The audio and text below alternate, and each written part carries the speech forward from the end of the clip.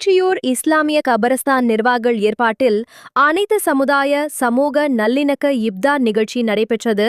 Chennai Thiruvottiyur basin road 7வது ward பகுதியில் அமைந்துள்ள திருவொற்றியூர் இஸ்லாமியர்களின் கபர்ஸ்தான் மைதானத்தில் அனைத்து சமுதாய சமூக நல்லிணக்க இப்தார் நிகழ்ச்சி நிர்வாகிகள் ஏற்பாட்டில் நடைபெற்றது.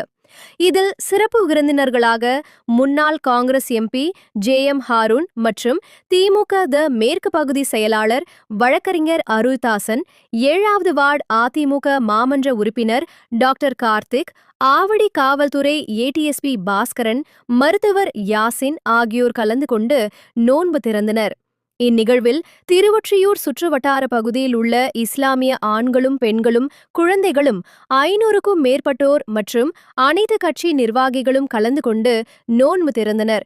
நிகழ்ச்சிக்கான ஏற்பாட்டை திருவொற்றியூர் இஸ்லாமிய கபஸ்தான் நிர்வாகிகளான தலைவர் தீன்பாய், துணைத் தலைவர்கள் இலியாஸ், சமீம், பொதுச் செயலாளர் அகமது இப்ராஹிம், துணை செயலாளர்கள் தமீம் கனி, முகமது சிராஜுதீன், பொருளாளர் இதயத்துல்லா, தணிக்கையாளர் பஷீர், செயற்குழு உறுப்பினர்கள் தமீம் பாஷா, அஜிஸ், அபுபக்கர், ஜலீல் உசேன், அப்துல் சபீர், முகமது ரிபாய், முகமது இமாயூன், அப்துல் சலாம், அயூப், முகமது இம்ரான், தம்ரூன் ஆலி ஆகியோர் செய்திருந்தனர்.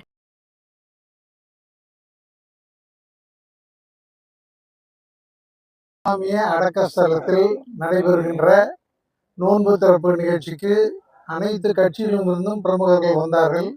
உண்மையிலே தமிழகம் இன்றும் தழைத்தோங்கி இருக்கின்றது.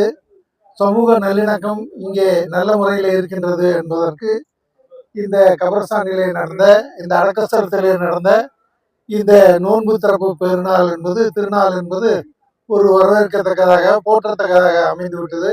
இதே போன்று தமிழகம் எங்கும் உள்ள இஸ்லாமிய மக்கள் அனைத்து சமுதாய மக்களோடு அண்ணன் தம்பிகளாக, மாமன் மைத்துனர்களாக உறவோடு இருந்து வாழ்ந்து தமிழகத்திற்கும் வலு சேர்க்க வேண்டும், இந்த நாட்டிற்கும் வலு சேர்க்க வேண்டும் என்று கேட்டுக்கொள்கிறேன்.